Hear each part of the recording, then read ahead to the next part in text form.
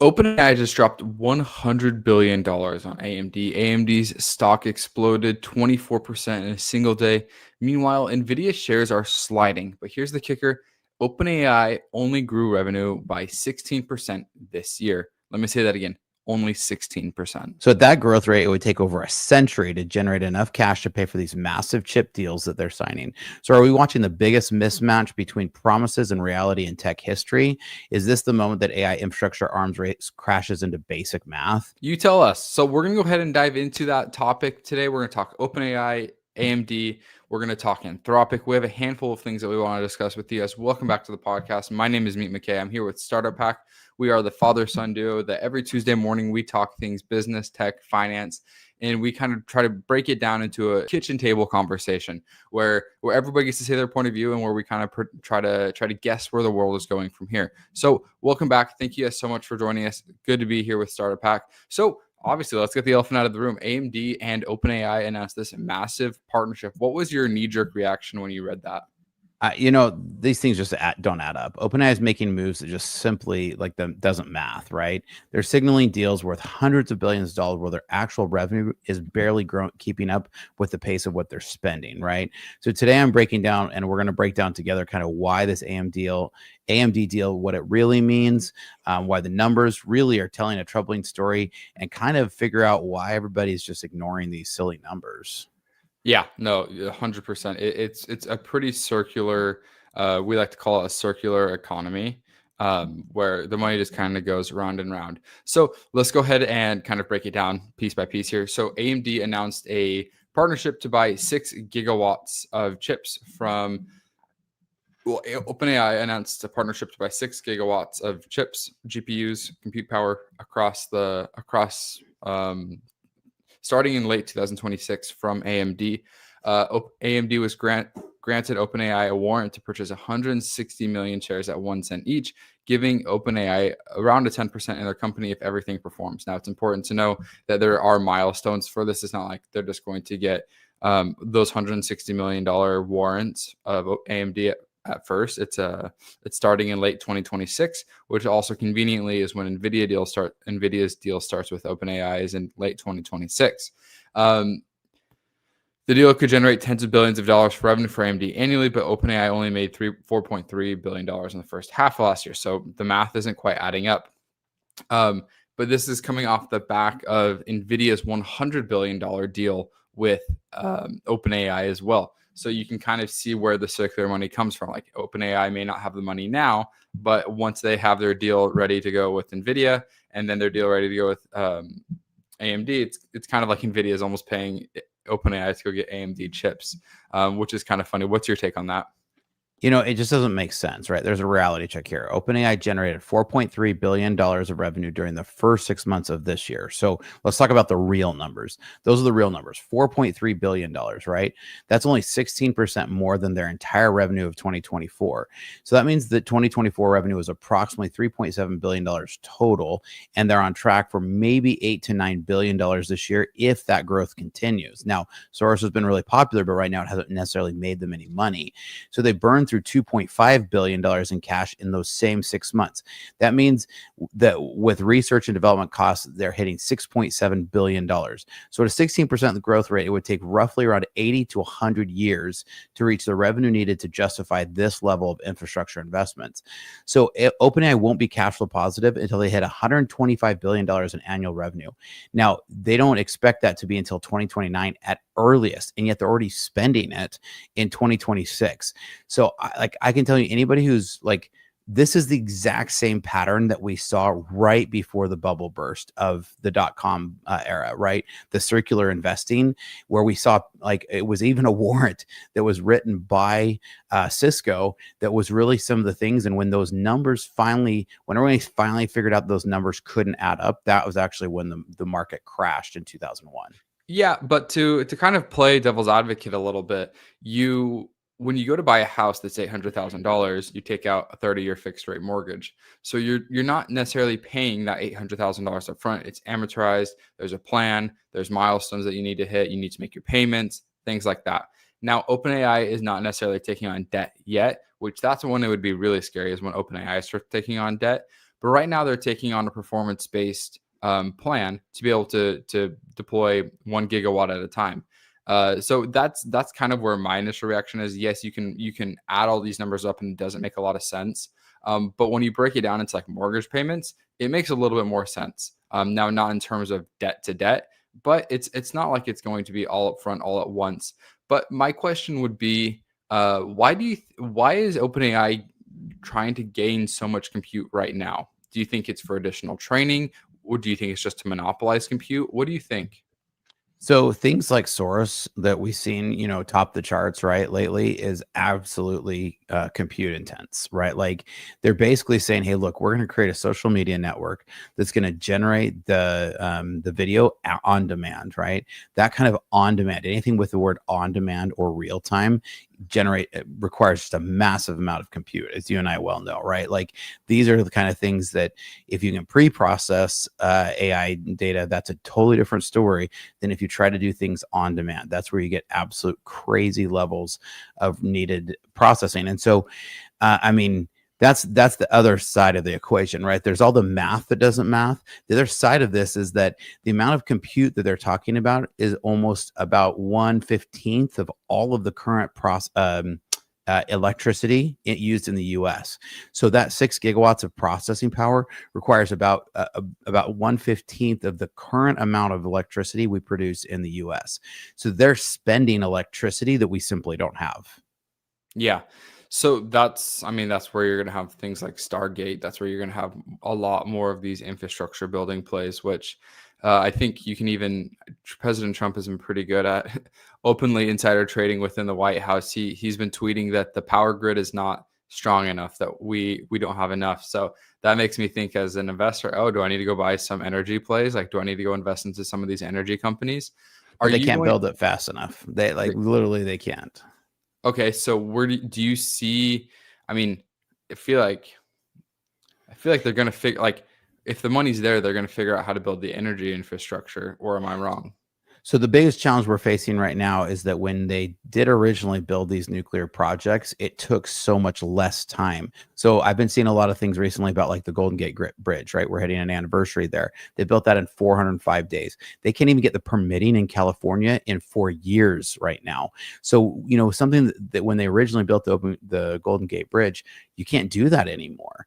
Things take longer now. Regulation is ridiculous. And that's why the Trump administration is saying we got to cut these regulations to move innovation.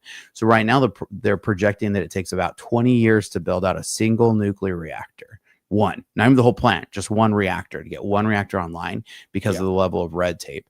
So they're going to need somewhere around 20 to 30 different new nuclear not reactors, but plants, whole sites, in order to be able to possibly begin to even get a fraction of the electricity that we're going to need for this.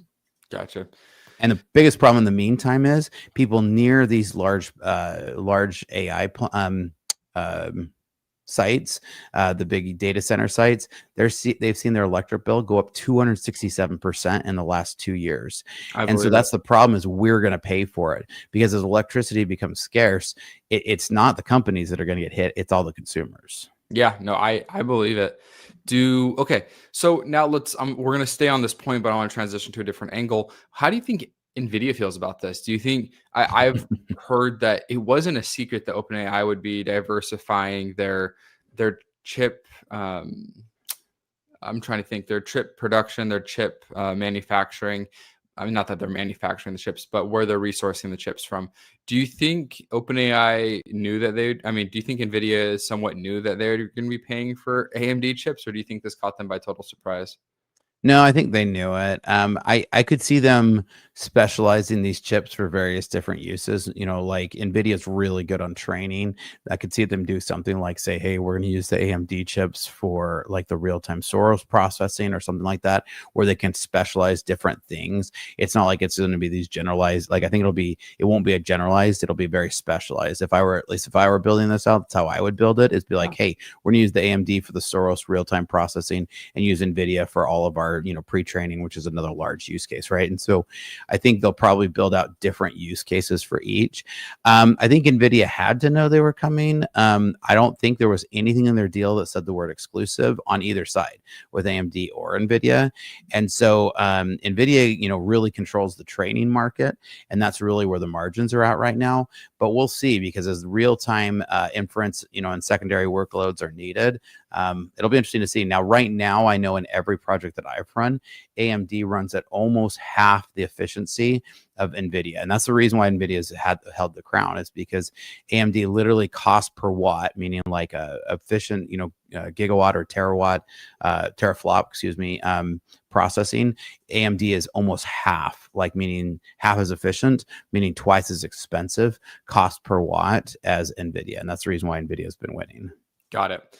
And the other question I had is, how do you think Microsoft feels about this? Do you think Microsoft is just laughing all the way to the bank because they have such a large stake in OpenAI? Microsoft recently listed OpenAI as a competitor, which seems kind of like an oxymoron, because Microsoft is a fairly large investor into OpenAI, yet they're also competing. How does Azure does Azure take a hit from this? Does Azure benefit from this? How does the cloud computing, because part of OpenAI's deal is that they're going to buy these chips either directly from Nvidia or through cloud processing companies like CoreWeave, Azure, any other cloud processing company that you can think of. I can't help but think that maybe, I don't know, what are your thoughts on this? It's really hard to tell right now who's friends and who's enemies and who's frenemies. Like, you can't just, it's really hard to tell between them. I mean, I think the industry is kind of eating itself, and yet at the same time, and friends with itself. So it's really hard to tell. Like, Microsoft stock didn't seem to respond to this much, from what I can tell. Nvidia shares dropped only 1% on the on the announcement. So a lot of people wanted to say, oh, they're that's going to take a big hit. It's such a big play, and I think everybody's kind of in the wait and see. I think those who really know, but AMD's just, had two really large announcements in the last couple of weeks, and we've covered both of them here. So note to like and subscribe, because we do bring you a lot of this. But AMD's partnered with Intel, which is going to be a big move for them, and now we've got AMD partnering with OpenAI. So AMD's trying to play some big plays here and remind everybody that they're not left in the dark. And now, meanwhile, AMD's chips, their actual CPUs, are performing far better than Intel's at this point, and everybody's running away from Intel's because all their chips have been such a mess in the last 2 years releases. So AMD's still not, AMD's still in the fight. Yeah, I wanted to go ahead and show you a chart. So this is the current, this is the current circular money. I can't even follow all of this, nor do I really want to. I can't either. But you have OpenAI that's giving money to CoreWeave. CoreWeave gives it to Supermicro. Supermicro gives it to Lambda. They give it to Google. Google's getting money. I didn't even know that one existed. But you're starting to just see these wires cross. And it's kind of like the meme of plugging the power supply back into itself. But who you don't see here is you don't see XAI. You're not seeing. So what's really hard is OpenAI is setting these really large unprecedented deals that for a company that with XAI that may not have as much capital right now as OpenAI does, or as much hype around it as OpenAI does, they're pricing out these little guys. Like, you're pricing out these smaller companies to be able to get compute for a cheap dollar, because OpenAI is hogging it all. Do you think that are they going to starve out these smaller companies that just can't afford compute? That's definitely part of what they're trying to do, and it's definitely an arms race, right? It's definitely an arms race, and I mean, I'm not super worried about XAI and their ability to raise capital. I think so far they've been able to play in this game a lot better. And don't forget that Nvidia and XAI still have large partnerships, and Microsoft actually is running Grok on Azure. So there's plenty of other deals going on there with XAI as well. But yeah, this just shows the absurdity of it. I mean, and the thing about it is that this isn't even all of it. We don't see Palantir in here. We don't see XAI in here. We don't see some of your bigger plays. We don't see any kind of hardware in terms of throw Amazon and AWS in there. Yeah, I don't even know where they are. What does Amazon run? What do their GPUs run off of? Do you know? So they're doing some Tensor with Google. They're definitely buying from Nvidia. They're also producing their own, and so then all of that gets incestuous as well, right? Like, and that's the whole point, is this circular logic, and this is where, I mean, this is exactly the stuff we saw happening right before the dot-com bubble burst. So is there a difference? Do you think that because you're starting to see efficiencies within companies, you're starting to see real output? Is there a difference than .com? I don't know. I use the analogy all the time, and I point back to it fairly frequently, like I just did, but everybody's saying this is too big to fail. And the problem is that in order for the bubble to burst at this point, almost every company you have on this map would have to take the hit. And are they really going to? And so during the dot-com, burst, there was maybe 10 companies that were really in the mix on this. As we just listed out, there's probably 30 companies that are in this circular logic at this point, and they're all like major cornerstones of the market. Not like small percentages, but like actual percentages of the market trading. Something that I've seen in my lifetime was the circular money of, and it wasn't quite this bad, but the circular money of crypto with all the crypto exchanges, where you had FTX to Alameda, and that was just like the ones that were easy to follow and trace, and then you had Binance, and you had all of these that were circular, but it wasn't backed by equity. A lot of it was funny money, and so the party's going to keep going, in my opinion. Like, these deals are pretty far out, and so if these like, I'm sure these three companies right here, the Google, the Microsofts, and the OpenAI's, they have massive contingencies within their contract that if something turns south, that they're not the one holding the bag. That you're going to have the CoreWeaves, the Lambdas, you're going to have the Oracles. Those are the ones going to be holding the bag. So just an interesting thought that I wanted to bring up. Yeah. Well, and now that you throw, so this one doesn't have AMD in the mix. So if you throw AMD into the mix now, what it could be doing is actually, so let's say that Nvidia did crumble for some reason in this scenario, right? Let's say Nvidia crumbled. OpenAI has hedged their bets now. Yeah, which if you're OpenAI, that's what you would want. You don't like they're diversifying their chip manufacturing, because you also don't have AMD in here. You do have Dell, The but other thing is, the old game is, if you want to go buy a car, right? The best way to do it is go shop multiple dealerships. I guarantee you there's some of that going on with OpenAI, between AMD and Nvidia right now. If you don't think they're playing the two against each other, they absolutely are. Totally. Yeah. Sweet. Okay. So circular money, without a doubt, it's there. Now let me see if this can, so I want to Jump ask, to Anthropic? yeah, let's jump to Anthropic. And then I have, Okay. after Anthropic, I have one more thing that I want to show you. Let me go to Anthropic really quick. So while you're getting Anthropic up, so Anthropic landed its biggest enterprise deployment ever with Deloitte. This is huge, because really the crowning jewel that these AI companies want is the corporate deals, because these corporate deals come with large contracts, allows them to go secure compute, knowing that it's going to be paid for. This is a really big deal, and this is probably one of the largest corporate deals we've ever seen. Deloitte is rolling out Anthropic Claude to more than 470,000 employees, and the rollout will be Anthropic's largest enterprise deployment ever. Anthropic announced that its latest AI model, Claude Sonnet 4.5, in late September, and it's been getting really good reviews, both in coding as well as also in corporate use. And I know there's a lot of people like me that trust Anthropic far more than we trust OpenAI. Now, that's a somewhat of a praise, but at the same time, I trust them about as far as I can throw them. Yeah, I mean, so they're gonna 470,000 employees, and I just asked Grok. It's ballpark value on what this would be, and it's saying $300 to $800 million over 3 years. Do you think that's on the low end? Do you think they quite hit $1 billion on this, or do you think that $300 to $800 million range is appropriate? I think it's a little low. My guess is it'd be about twice that. I don't think you'll quite cross $1 billion on this. But I think it will be somewhere in that range.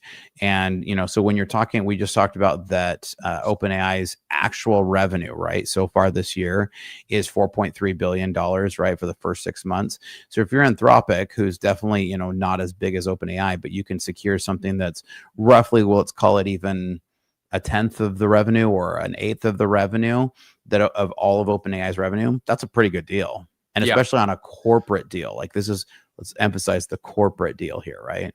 Are you using Sonnet 4.5? Absolutely. And is it a massive jump from the last version? Nope.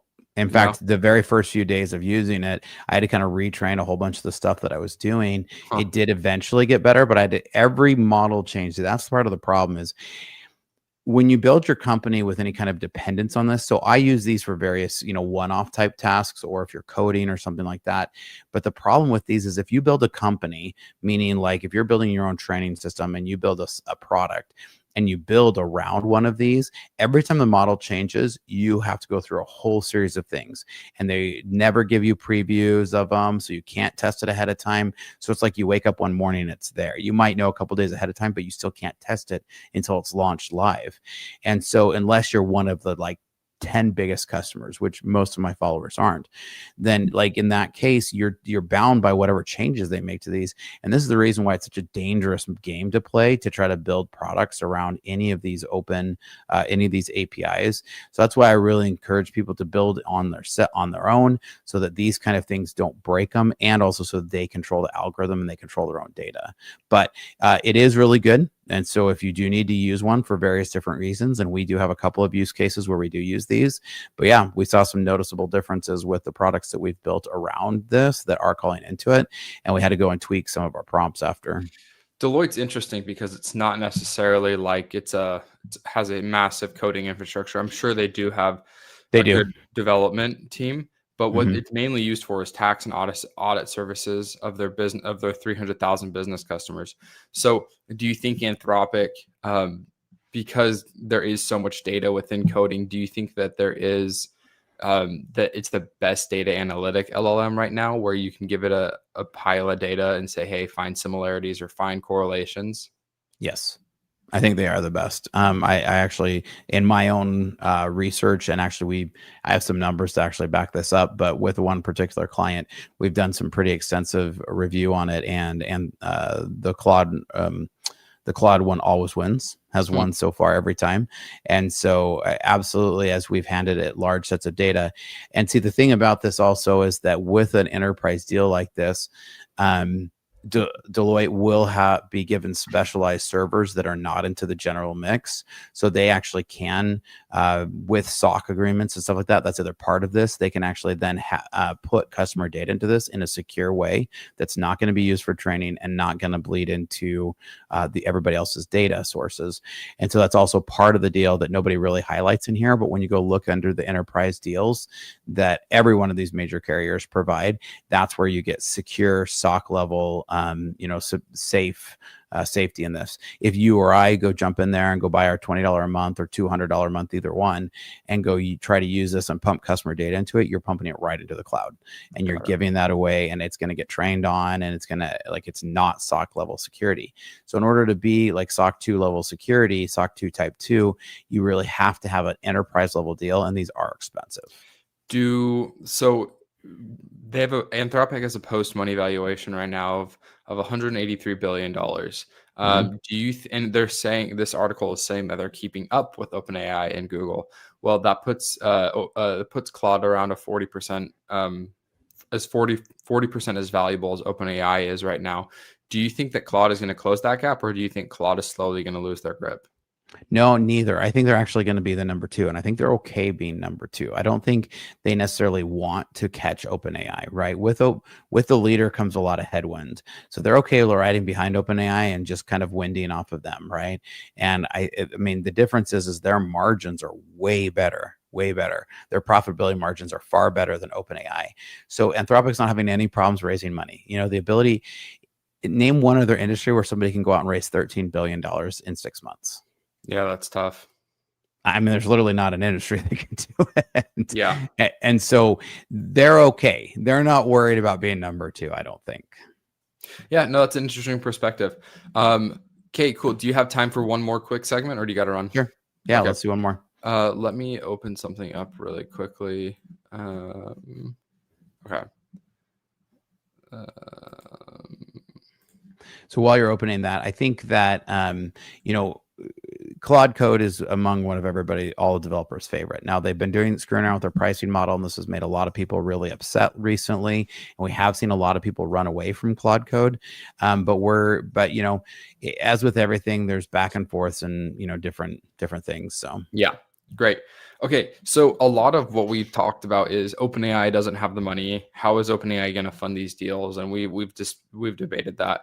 But let's talk about how OpenAI is going to monetize. And I feel like OpenAI is hitting the Mark Zuckerberg era of Facebook, where now they're like, okay, turn on the monetization switch. Funny enough, I believe they actually brought in one of Facebook's original call them a monetizer that helped them monetize Facebook and has helped monetize another company. I don't have a ton of that information on hand, but I do remember hearing that. So I want to watch this, and then I want to quickly touch on what's going on with how to monetize OpenAI. Let's take a look. It's 1 minute.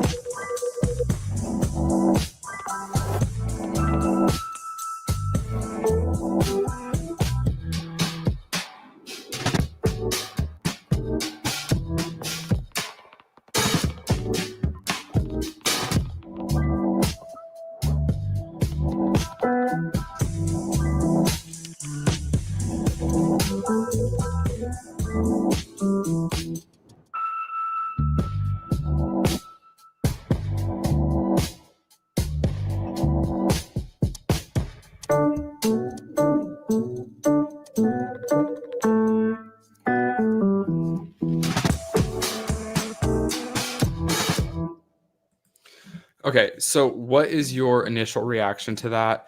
And do you think that this is just a nice demo? What do you think about the practicality of using these apps? And is Spotify going to have to sign a deal with OpenAI, and is that going to help OpenAI's revenue growth? You're on mute. yes to all of those. Sorry, I have a cough this morning, so I'm trying to save everybody from hearing me cough. The yes to all of that. So the way that these are connected is a protocol called MCP, which is Model Control Context Protocol. And so the irony is that this was actually a protocol that was actually codified by Anthropic. So actually now it's become industry standard. There are some other ways that some of these connect. Yes, they do have to have a partnership with every single one of these because they have to define exactly how the data travels, right? And so it's not just pure magic. This is why there will still always be a lot of development behind the scenes. OpenAI can do this, but comes into tons of different questions because until they get the age stuff figured out, you can't have a 13-year-old being allowed to book something with mom and dad's credit card, right? And so there's a ton of guardrails that have to go onto this. So it's totally possible. It's absolutely within reach. It's still got a long ways to go. And kind of like how when Andre Karpathy originally joined Tesla in 2012 and thought, holy cow, we are really near self-driving. The really near self-driving is still now, almost 15 years later and still not full reality. So I think it's a very similar type of analogy, right? And I think, can we do it? Yes. Are we within reach of it? Yes. Are there a ton of guardrails we got to put up? Absolutely. And those are going to take more time than they want to admit. The other part of it is how do they monetize on that, right? They can get paid every time they send one of those deals over. That means they've got to be tracking it. It means there's a lot. And then at the same time, those own companies then start to cannibalize their own revenue stream, right? So if you're Zillow and suddenly all of your traffic or a portion of your traffic, let's say 25-30% of your traffic starts coming from OpenAI, you're actually cannibalizing your own revenue stream. Yes. I think that they're going to start signing massive deals with these companies like Spotify, and then it's going to be because one of the use cases that I saw recently was Ross Gerber tweeted on X that they landed their first $1 million client through AI.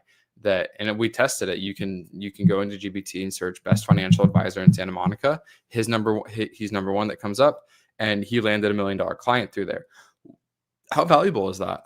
Super valuable. It's called GEO, and everyone's saying that SEO is dead, and there's a ton of debate out there in the marketing world about this right now. And I'm neck deep in a lot of these discussions. SEO versus GEO, they're both a thing, and they're both right. I do think GEO will this is the same story, cannibalize a lot of the SEO market, but SEO is still not going away, because and we just covered this deal about Anthropic signing those deals. So what happens if OpenAI signs an exclusive with Spotify? Yeah, But Anthropic's it would start to hurt. It would start to hurt, like Apple Music, for example. It's interesting because Apple and OpenAI they're trying to be pretty good friends, and they have like the GPT built in with Siri, stuff like that. It's still not very good. But how does Apple feel about that exclusive partnership with Spotify? So that's where you get back to your circle of your maps, right? With all the different lines and stuff like that. They won't be exclusive. That's the biggest thing, is you won't see exclusive deals with us. I don't think. I'd be shocked to see you be exclusive, because then if you're, what's that? It's going to be pay to win, kind of like Google Ads, how you have like your sponsored posts. Those are going to take priority, obviously. And that's exactly where it's going to come from. But with all the level of hallucinations and everything right now, there's no way you can do that. And that's their biggest problem right now. The biggest problem is that LLMs are designed to hallucinate. That's one of the biggest problems. And even OpenAI is still publishing, 35 to 40% hallucination rates, meaning that, and so if you're now tying at monetized ad deals against that, that's crazy. Yeah. Well, I had a ton of fun. I think that the circular nature of this is going to keep going. And so kind of that illustration was a good one, but I feel like it only showed 30% of what's actually happening. And we're going to keep uncovering more and more. Did you have anything else that you wanted to cover that we haven't touched on yet? No, I think we had a good list here this morning. I just think, I am not, less people think I'm predicting some huge doom and gloom market crash. We're trying to just figure out how to make sense of this. I honestly am in the camp that in some ways, I think we're too big to fail. I think that's one of the things, but at the same time, I still can't make the numbers match. So it's so we're in a funny spot with that overall, and it'll be interesting to see where the future goes. Totally agree. Well, and if people want to learn about you and about what you do, where do they go? Check out starterpack.com/Spencer. We love to build custom software solutions for companies. Perfect. All right. Well, thank you guys so much for joining us. We appreciate you guys. We see your comments here. Who will pay for these products? If you, for example, that scenario about the financial advisor wanting to get clients, I could see local financial advisors or local insurance companies or local people wanting to have their name pop up when you search Santa Monica, for example. So I think that there is a pay to win avenue for that. And you're right, that graph didn't show things like XAI, Anthropic. And yes, Musk is still wheeling and dealing deals. You have Samsung, you have stuff like that. And yeah, and you also, Elon is smart. He's not tying up these massive deals. So this is great. Thank you guys so much for joining us. We appreciate you, and we'll see you next Tuesday. Thanks for watching. Thanks.